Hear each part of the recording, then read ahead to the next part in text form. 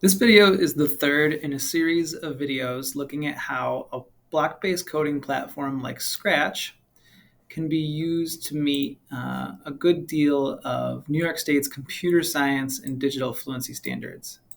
And we're looking specifically at the computational thinking concept area, which is a subset of standards that are all about computational thinking and all of that includes, which can be pretty intimidating for the typical teacher who teaches a specific content and doesn't have a lot of experience with coding or programming or the vocabulary of this computational thinking.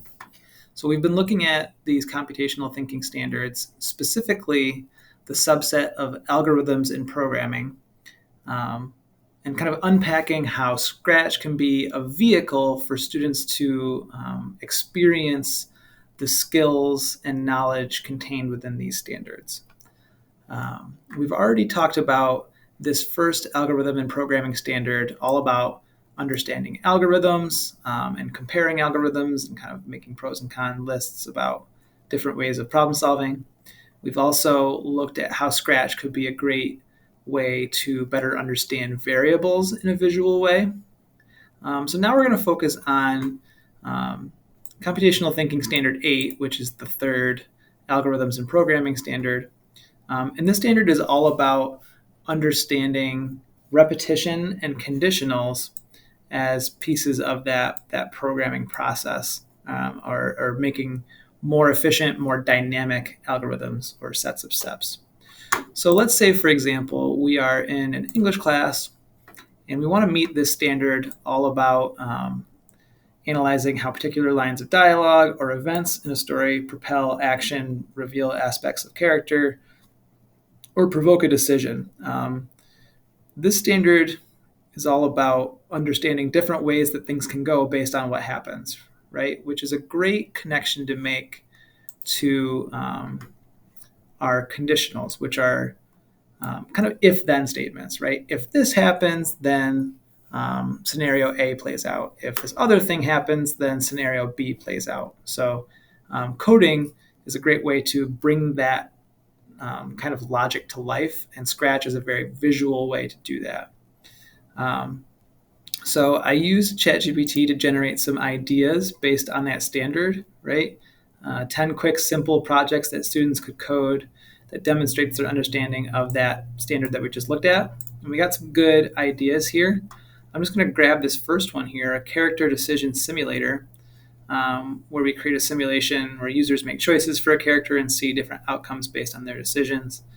You could take that as a very complex project to code out, or it could be pretty simple. But I've started to build that in Scratch. So I have our crab of fate here, who's kind of helping us make decisions based on our characters' behalves. And we have this yes button and this no button. Very simple. We can choose yes or we can choose no. So when a scenario might be presented, we could choose yes or we could choose no. And that could lead to a better understanding of what might happen to the plot of a story based on us saying yes to an idea or no to an idea. So we're working on demonstrating our understanding of this standard in ELA, but we're also learning how to use blocks that are repetition and conditionals, and focusing specifically on conditionals. I'm going to go to this yes block. You can see that when this sprite is clicked, I am setting a variable. I named the variable yes/no. So when the yes block is clicked, we set that variable to yes. You can see that right there. When the no block is clicked, we set it to no. And now we can go to our crab and we can start to play with those conditional statements or those conditional pieces of an algorithm. So I'm going to go to this control category.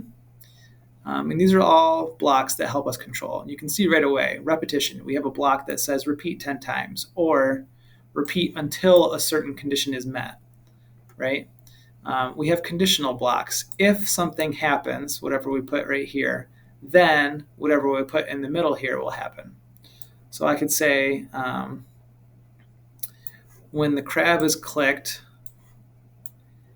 if, we'll go to our variables, we have this yes, no variable, right? equals, if yes, no equals yes, then we could set up our line of code or algorithm or set of steps specific to that condition, right? But that's not the only possible condition. So I'm just going to duplicate this whole setup here and change one key aspect of information, because the other possibility is that it says no. So if yes, no equals no, then we can run this other set of instructions, right? We can create two different scenarios based on whichever option the player clicks when they're interacting with our project or our game, right? So we can fill these with different sets of instructions to create two totally different scenarios that are dynamic to whatever the character does, which is what makes a project in Scratch so special, right? It's interactive, it's dynamic, it changes based on how the player interacts with it. So that's a quick example of how we could meet an ELA standard. I even incorporated a little bit of AI to help us generate some ideas. And we're also talking about things like repetition and conditionals when we create that project. And that project can be something that is shared with other students, other classes, can become incorporated into future lessons. So it can be a really authentic artifact from that student that has an impact on the classroom further down the road.